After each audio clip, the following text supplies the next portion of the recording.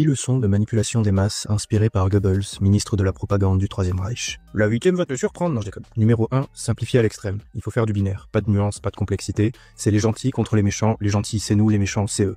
Numéro 2, accuser l'ennemi de ce qu'on fait soi-même. Quand on ment, on accuse l'autre de mentir. Quand on censure, on accuse l'autre camp de censurer. Il faut semer la confusion pour brouiller les pistes. Numéro 3, on joue sur les émotions et non sur la raison. La peur et la colère sont bien plus efficaces pour convaincre la masse que les faits rationnels. On cherche à persuader, pas à convaincre. Numéro 4, répéter et répéter encore. Un mensonge répété 1000 fois devient une vérité dans l'esprit des masses.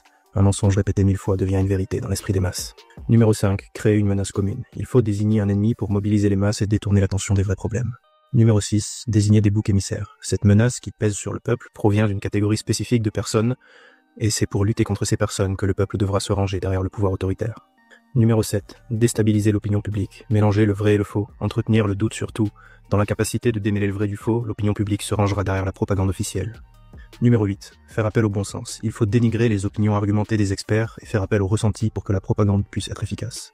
Numéro 9, détourner l'attention. Si un scandale éclate, créer une diversion encore plus bruyante. L'opinion aura tout oublié dans quelques semaines. Et enfin numéro 10, ne jamais reconnaître ses torts. Même face à l'évidence, persister. Un chef ne se trompe jamais. Admettre une erreur, c'est montrer une faille. Si tu retiens bien ces 10 points, la propagande fonctionnera un petit peu moins sur toi.